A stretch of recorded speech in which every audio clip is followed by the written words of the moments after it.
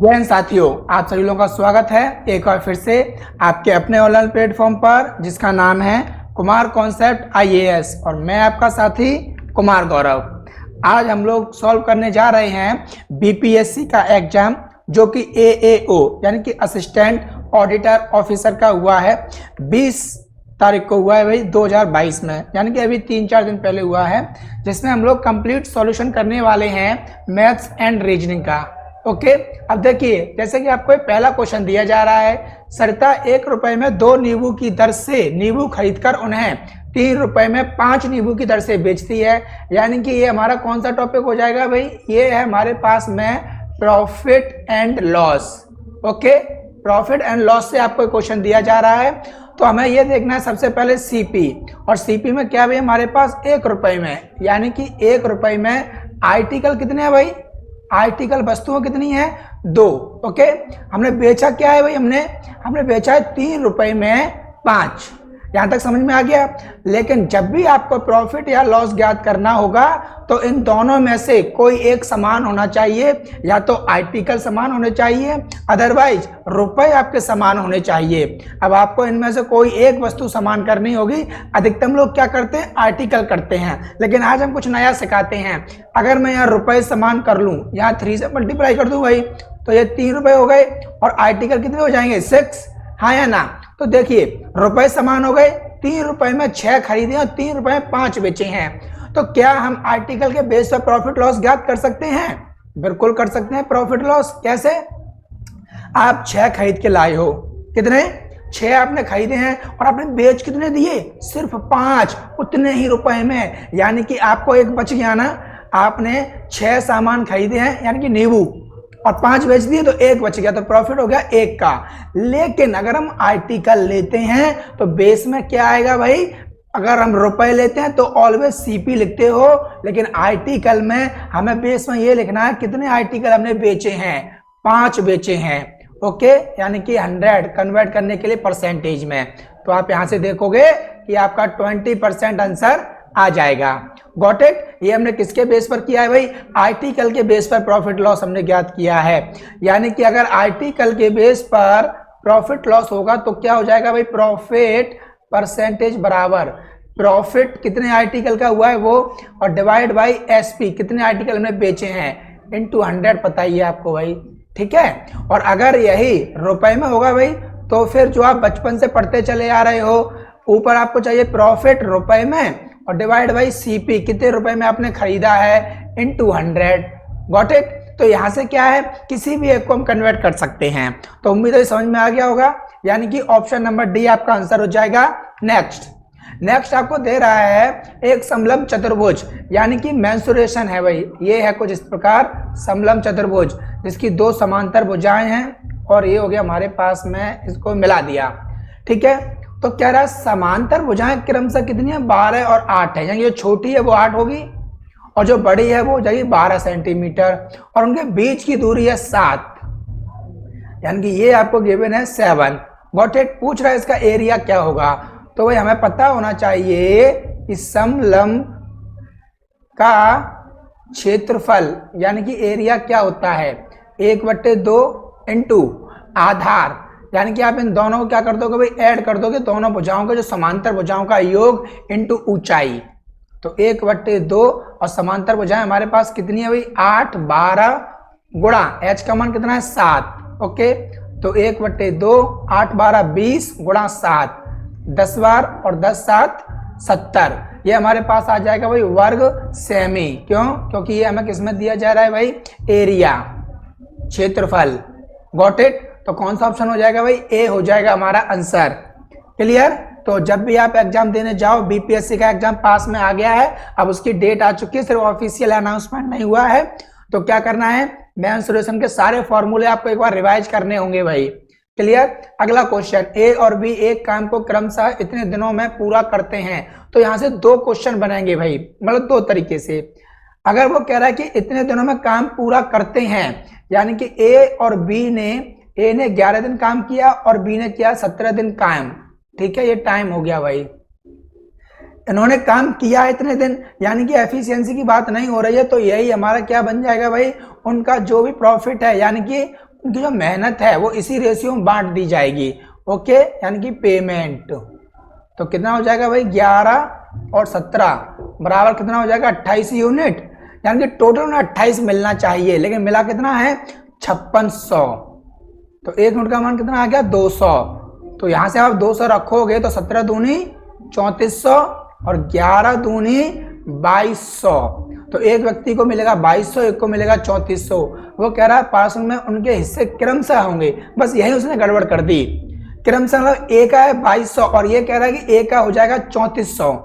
Clear. अब इसने कैसे किया, देखो 2200 3400 किसी और ऑप्शन में है क्या, नहीं। तो पहली बात तो हमारा ये आंसर सही है, चाहे हम इस मेथड से करें और चाहे हम करें इससे। ए और बी का टाइम आपको दिया जा रहा है 11 और 17। अगर यहाँ होता कि 11 और 17 दिनों में पूरा कर सकते हैं, इस सकते से ना पूरा सवाल चेंज हो जाता है। यानी कि इनकी कैपेसिटी बता रहा है ये, और कैपेसिटी का मतलब क्या हो गया भाई, इनकी एफिशिएंसी वो पलट जाती है 17 11। और अब आप देखोगे ये हो गया 28, इसके बराबर 56, तब भी 2 ही आएगा। तो यहाँ से आप करोगे 200 तो 3400 हो जाएगा, और 11 करोगे तो 2200 हो जाएगा। तो इस बेस पर तो ये आंसर सही है, लेकिन इसे सकते ना लिख करके ना पूरा सवाल गलत कर दिया। लेकिन कोई ना, हमारा आंसर दोनों सेम आ रहा है, तो उम्मीद है भाई समझ में आ गया होगा। नेक्स्ट, बहुत बढ़िया बढ़िया क्वेश्चन है भाई बीपीएससी में। जो ये 10 क्वेश्चन आते हैं ना, यही डिसाइड करते हैं 10 क्वेश्चन कि आपका सिलेक्शन होगा क्यों नहीं। कि बाकी लोग तो जीएस से फोकस करते ही हैं। अब देखिए, एक कक्षा के 60 विद्यार्थियों का औसत भार इतना है, यानी कि आपको 60 विद्यार्थी दिए जा रहे हैं। 60 स्टूडेंट है हमारे पास में, जिनका एवरेज है 50। एवरेज कितना है हमारे पास में, 50 है। और ये नंबर, तो यहाँ सम कितना हो जाएगा, सम हो जाएगा यहाँ से 3000। हाँ या ना, 3000। लेकिन अगर एक व्यक्ति और ऐड हो जाए, यानी क्या होगा 61, टोटल लोग होगा 61। तो कह रहा है कि एवरेज ना 500 ग्राम से बढ़ जाता है, यानी कि 50.5 हो जाएगा आपका। हाँ या ना। और जब 50.5 हो गया, आप इनका मल्टीप्लाई कीजिए, तो कितना आ जाएगा इनका मल्टीप्लाई, 380.5 इतना आ जाएगा। तो कह रहा है कि जो टीचर है, अध्यापक हैं, उनका भार क्या होगा। तो इधर से देखो एक व्यक्ति बढ़ रहा है, वही तो टीचर भाई साहब हैं। और इधर से हमारा वेट कितना बढ़ रहा है भाई, 80.5, यानी कि यही तो हमारे पास में हो जाएगा टीचर का वेट। कोई बाकी 60 का तो 3000 ही रहेगा। तो कौन सा ऑप्शन हो जाना चाहिए भाई मित्रों, सी हो जाएगा। हाँ या ना। 10 क्वेश्चन है, बेहतरीन क्वेश्चन है। क्लियर। कुमार कॉन्सेप्ट में आपको ये क्वेश्चन एक से एक बेहतरीन तरीके से कराए जाएंगे। आप स्टूडेंट से पूछ सकते हो कि जो क्वेश्चन सीट्स में है, डायरेक्ट वहीं से क्वेश्चन आ रहे हैं भाई। आपके जो सी सेट में क्वेश्चन आ रहे हैं, डायरेक्ट सीट से आ रहे हैं। ये सारे क्वेश्चन आप सीट में मैच कर सकते हो, ठीक है। नेक्स्ट आपको सीरीज दी जा रही है, इसका ये, इसका ये, इसका ये। तो नेक्स्ट आपको है लुप्त पद, याद कीजिए भाई। तो क्या हो जाएगा, ये इसका कितना है भाई सर, 3 गुना है। और ये इसका कितना है सर, हाफ। इसका 3 टाइम्स। तो अब इसका कितना हो जाएगा भाई, इसका हाफ हो जाना चाहिए कि नहीं। और ये इसका 3 गुना है कि नहीं, आपको चेक करना है भाई। तो इसका हाफ कितना हो गया, 135। तो क्या ये 135 का 3 गुना होगा, 13 तिया 39 और 41, हाँ हो जाएगा भाई। तो कहाँ है, डी आ जाएगा हमारे पास में, यानी कि 135। गॉट इट, आसान है भाई। नेक्स्ट ये रहा, अगर घड़ी दोपहर में 12 बजे चलना शुरू करती है, ओके। अगर हमारे पास जो घड़ी है वो 12 बजे चलना शुरू करती है, और 1 2 3 4 5 6 7 8 9 10 11, तो अगर चलेगी 12 बजे से, ठीक है, तो 4:20 पर घंटे की सुई कितना घूमेगी, ये आपसे पूछा जा रहा है भाई।